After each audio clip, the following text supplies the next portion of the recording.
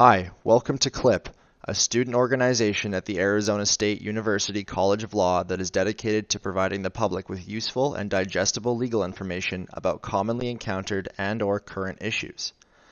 In this segment, we will be covering housing law in Arizona and how it has been affected by the COVID-19 pandemic. We will be going over what has changed in light of COVID-19, what has remained the same, and answer several frequently asked questions about housing in Arizona during COVID-19. Please note that CLIP-produced material is not meant to substitute as legal advice.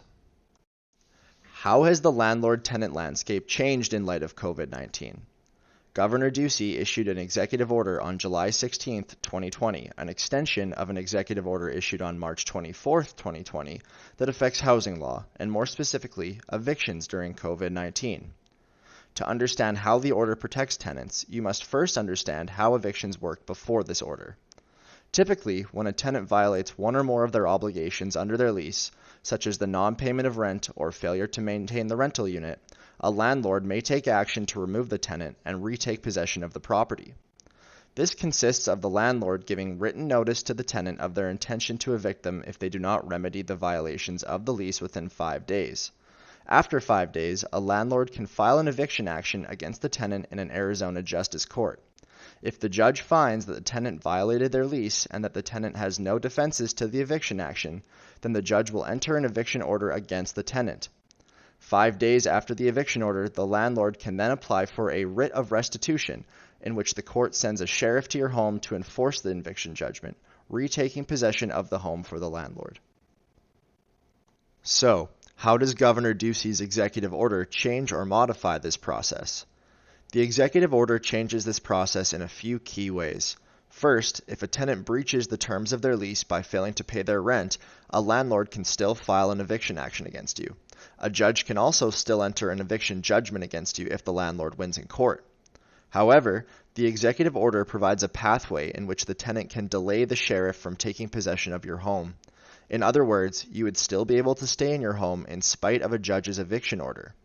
To qualify for this delay, you must inform your landlord in writing that you are unable to pay your rent because of a COVID-related hardship, such as if circumstances that qualify a tenant for a delay in the enforcement of an eviction order against them. Number 1, you are required to be quarantined based on your diagnosis of COVID-19. Number 2, you are ordered by a doctor to self-quarantine based on your demonstration of symptoms of COVID-19. Number 3, someone in your home has been diagnosed with COVID-19 and you are required to quarantine because of this diagnosis. Number 4, you demonstrate that you have a health condition that makes you more at risk for COVID-19 than the average person. For instance, people with heart disease, hypertension, lung disease, cancer, and other immunocompromising conditions.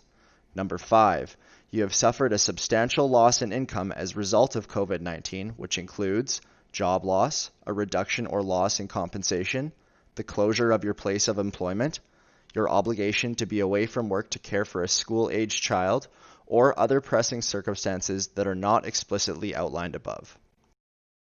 So, you are a tenant and feel that you fall within one or more of the criteria listed in the executive order. Now what?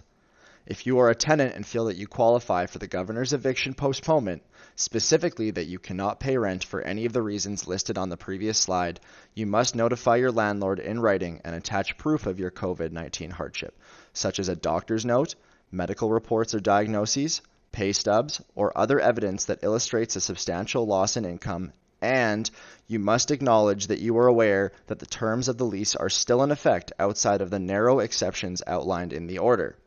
Check the resource below for a guide from Community Legal Services that will help you properly notify your landlord of your COVID-19 hardship. What if a sheriff comes to your home to evict you even though you provided the required written notice to your landlord? If a sheriff is to arrive at your residence to evict you, you must provide the same documentation that you are required to provide to your landlord. If the sheriff still enforces the eviction order against you after you have provided this documentation, you should obtain legal counsel for assistance. See the resources below for assistance with this.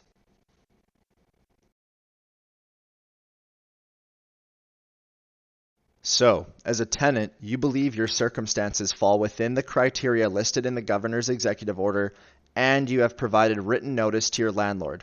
Are you now safe from being evicted during the duration of the executive order?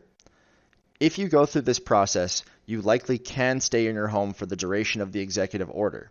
However, if your landlord believes, 1, that you do not have a valid claim of COVID-19 related hardship, or 2, that it is unjust to deny them possession of your home, they can file a motion to execute against you. What is a motion to execute, and how does this process place a tenant at risk of being evicted? What is a motion to execute? What would a landlord have to do to evict you? What can you do? Your landlord would have to convince a judge that you do not deserve the protections outlined in the executive order, and thus you should be evicted without delay. You will have the chance to argue in court that you should qualify for the delay. If your landlord files such a motion, it is recommended that you seek legal counsel for assistance.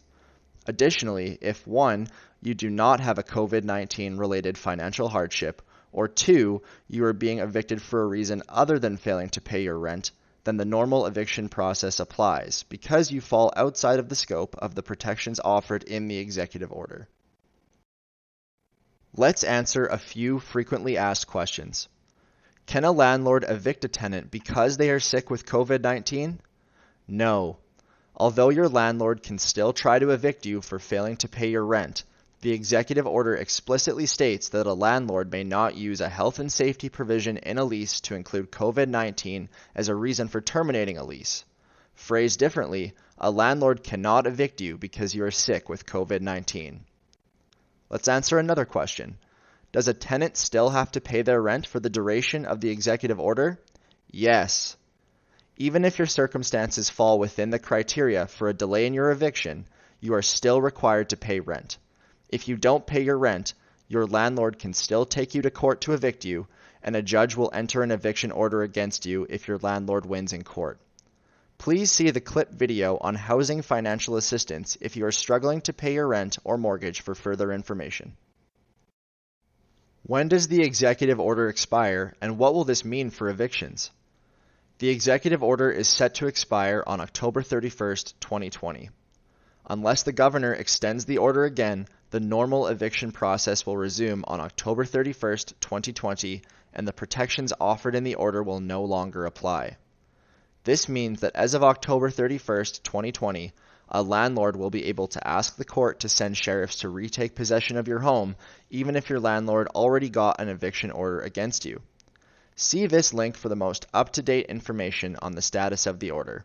Additionally, check your local news websites as they will report on any changes to the status of the order as they arise. Court operations during COVID-19. Court procedures are regularly changing during COVID-19. If you have an upcoming eviction hearing, it is recommended that you call the clerk of court to see if your court date will be in person or if it is facilitated in another manner.